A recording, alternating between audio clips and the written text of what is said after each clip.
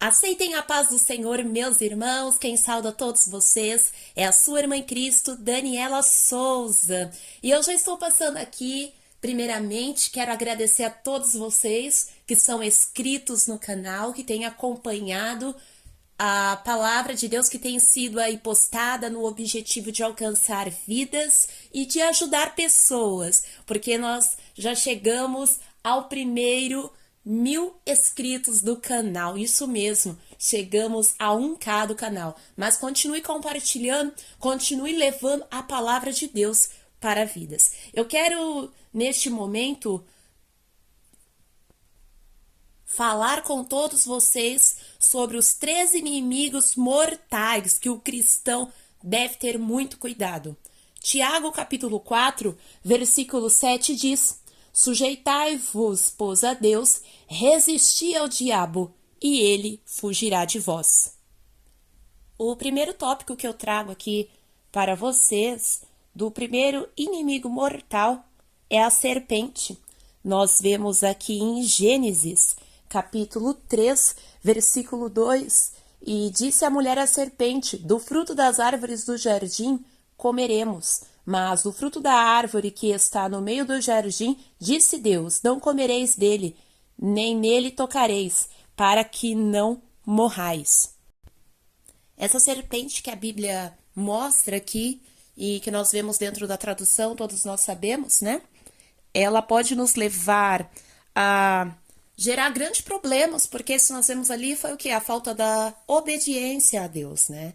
E nós sabemos que a função do adversário é essa, é enganar e tentar a cada dia nos afastar da presença de Deus. Nós vemos aqui Mateus também, capítulo 1 até o versículo 11, onde fala da tentação de Jesus ali, no momento em que Jesus foi conduzido pelo Espírito ao deserto para ser tentado pelo diabo.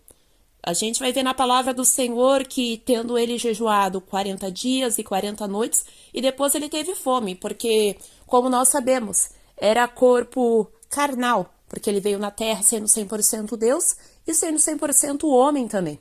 E quando chega o adversário, né, diante dele, nós vemos o inimigo, chega diante dele e ele vai, então, naquele momento, propor um desafio. Ele vai dizer: se és tu, filho de Deus, manda que essas pedras se tornem em pães. Porém, Jesus vai responder dizendo que está escrito que nem só de pão viverá o homem, mas de toda palavra que sai da boca de Deus. Se nós formos ver, Satanás aqui, ele vai usar as escrituras, enquanto Jesus vai usar de forma plena e fielmente, da forma que a escritura deve ser aplicada. E a serpente, nos dias de hoje, ela vem também semeando desconfiança. A desconfiança em Deus, que implica uma igualdade que com ele não é a nossa. Traz impossibilidades promissórias.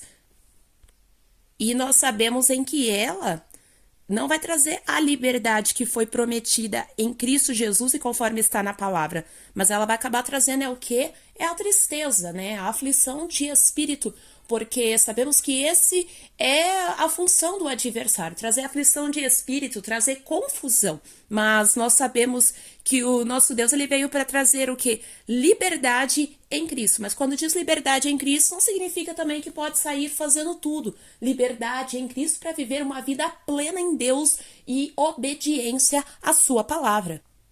2 Pedro, capítulo 2, versículo 18, vai dizer: porque falando essas coisas, muito arrogantemente vaidades, seduzidos com a concupiscência da carne, e com dissolações, aqueles que se estavam afastando dos que andam em erro, prometendo-lhe liberdade, sendo eles mesmos escravos da corrupção.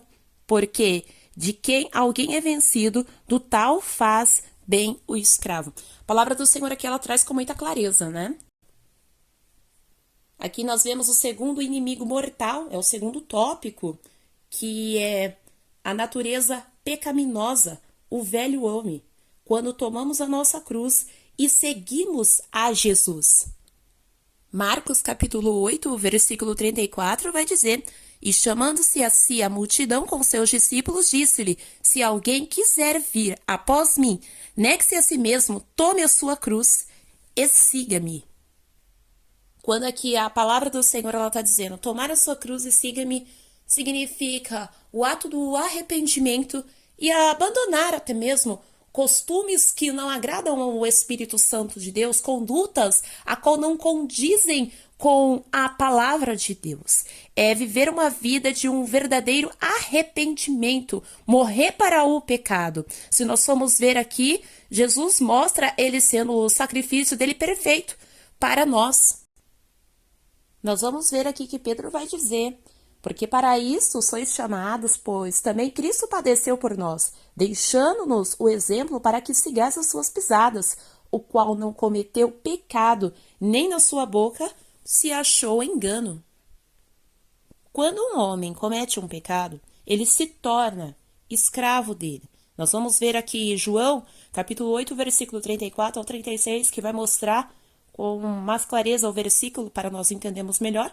E nós vemos que o salário do pecado também, ele é a morte. Por isso, todos os dias nós temos que estar em constante arrependimento diante de Deus. Todos os dias nós temos que estar em ato de humilhação diante do céu. Porque por descendência adâmica, todos nós estamos cometidos ao pecado, temos o declínio ao pecado, mas pelo sangue de Jesus nós temos o poder de sermos lavados, remidos e purificados e ter vida nova em Cristo Jesus.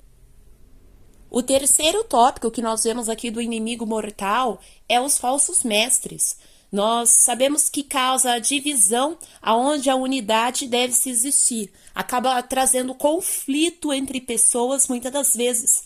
1 Coríntios, capítulo 1, versículo 10 em diante, vai mostrar com muita clareza. Nós vemos que toda pessoa que por trás de uma divisão é aquele que ensina contrário da verdade. E não aquele que defende o que de fato as Escrituras orientam, o que de fato as Escrituras ensinam. Romanos capítulo 16, versículo 17, vai mostrar também de uma forma com muita clareza para que nós venhamos a entender melhor. E por aqui eu já quero ir concluindo e dizer que nós precisamos a todo instante, irmãos, ser mais vigilante, ou seja, estar em alerta no mundo espiritual, resistir e suportar até mesmo as afrontas do adversário, as tentações do maligno. Precisamos a todo instante estar firme contra os ataques do adversário, contra a nossa vida espiritual. Significa estar